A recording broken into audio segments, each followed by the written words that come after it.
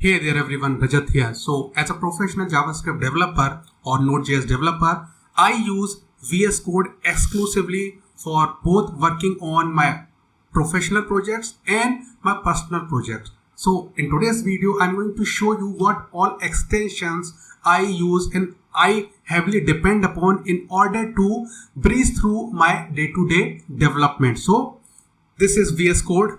I have opened my personal project Courselet, that is a CMS for educators, which I am building in my free time. So let's talk about the very first extension, that is the GitLens extension. Okay, so basically when you are on a team where there are other developers as well and you want to know who worked on any particular line of code in a recent while and who made these changes. In case you want to know such things, GitLens can help you out in that. So using GitLens, you can actually see who worked on this piece of code and who to contact and what was the PR that actually introduced the change. So it is a really good plugin to help you out in your day-to-day development, because as a developer who is working on some new piece of code, you have some questions, right? And you need answers to that question. So if you can touch base with a developer who has recently worked on this piece of code, it becomes really easier for you to just approach him or her and get your answers, right? So to install it, you just simply click on install, and if I can show you it's working, so let me open package.json, and if I hover over these lines and place my cursor here, now it will show me who worked on it. So I worked on it, and this is the PR. I can open the PR from here and I will be taken directly to the PR which actually introduced this change. So this way I have derived several information regarding who introduced this change and what was the PR. So basically GitLens uses some sort of, under the hood commands like git blame and all in order to, get this information, but it's a nifty plugin that you can use in order to get to know who actually worked on what. Okay.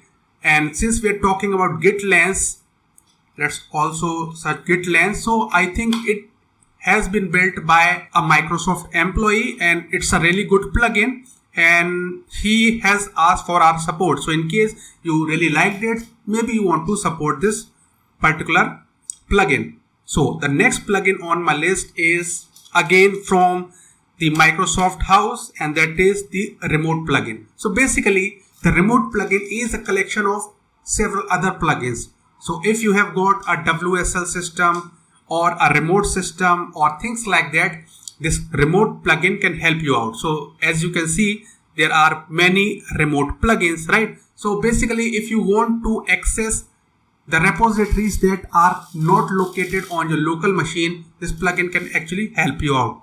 So if you are running or if you are having some repository on the WSL system and you want to access it, this particular plugin, remote WSN, can help you out in that. It can open that particular library or repo in VS Code and you will feel like that you are working on something that is natively located on your actual computer. So it makes everything works just like a charm. So highly recommend this plugin. So basically there are a couple of that, or there is an umbrella plugin which you can install. I don't see it here, but it's just known as remote. So basically these are the child projects. It's for container. So since I'm using this dev container thing from Microsoft, I can open my repository inside a container, which means that I can develop my entire application inside a container. I do not have to install any dependencies on my local system in order to make it work. And this particular plugin helps me in doing that. So I highly recommend this remote plugin.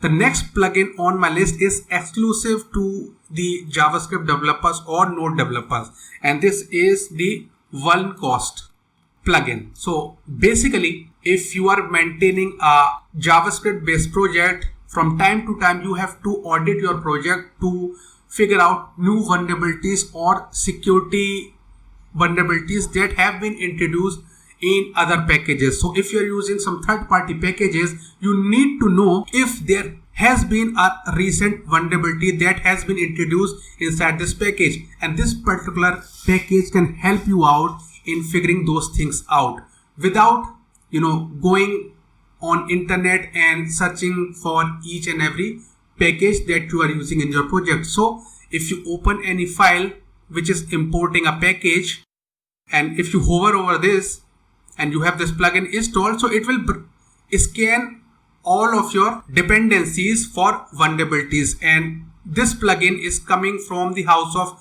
Snyk. So basically they maintain this database of vulnerabilities, right? So every single time you open a file, they will check all the imported dependencies for any sort of vulnerabilities that have been discovered. So if there is a vulnerability, you will get to see a warning over here and how to address it, how to mitigate it. So it's a good plugin in case you want to keep your projects secure. The next plugin which I use is the to-do thing, because from time to time I do not have enough bandwidth to work on something I really want to work upon. So what I do is I use this plugin to do highlight, to bookmark things, or to demarcate things that I need to come back to these things later and write more code or deal with these things later on. So how to do it? So basically I can mark things, and this plugin will help me out in showing what all things I have marked. So let's suppose I want to write test cases for this, right? So I can do this to do, and then I will get a visual clue over here and highlight. So I can toggle this highlighting. So this way I can see what all things I have highlighted. Also, if I want to see a list of everything I have highlighted, I can just do this and do this, and this will show me all the things I have highlighted or annotated. Okay, so it's a nifty plugin. The next plugin on my list is not actually a plugin but an integrated thing that comes pre-built into VS Code, and that is the Git integration. So I really like the way these guys have integrated Git into the core editing experience. So basically if you want to switch branches, you just head over here and it will show you all the branches you want to switch to, and you can easily switch branches. On top of that, if you want to fetch new changes, this is the button to do it. In case you have introduced some new changes, you will get to see over here that you have some new changes and you can do that. So let me save this file and I can go over here. This is a source control button, and this is showing me that I have introduced one change. I can browse what the changes are, and I can just press this button in order to navigate all the changes I have introduced to this file. If I want to discard the change, this is the button. So basically it's a really nice experience. I mean a really nice visual experience, even for the newbies who do not know enough Git commands to be fatal. They can easily get by employing this Git integration that is coming from VS Code. I highly like this Git integration. There are several other tools out there which are quite good, but nothing comes close to this sort of integration that is coming pre-built inside this VS Code thing. So I no longer run commands on my own. I just simply click some buttons over here and over here in order to do most of my Git tasks. I hardly have to issue any commands from the terminal.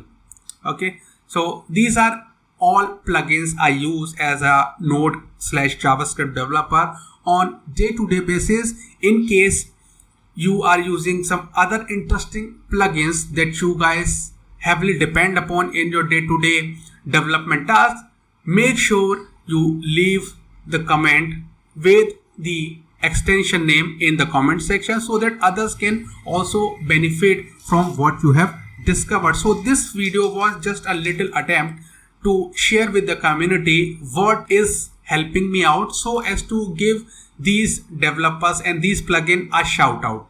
I think that this might help some of you guys out. That's the reason I produced this video. Now, if you like this sort of videos, make sure you subscribe to this channel, and I will release more videos if I get enough traction on this one. One more thing, I need a favor from you guys. I have been on YouTube for quite some time. I do not produce videos heavily, but I am thinking about doubling down on this YouTube thing. So I want a favor from you guys, and that is we are getting close to 10,000 subscribers now. So if you haven't subscribed to my channel and if you have consumed the content, please subscribe to this channel and help me in getting to the 10,000 subscribers mark, because that will boost my motivation to produce more such videos.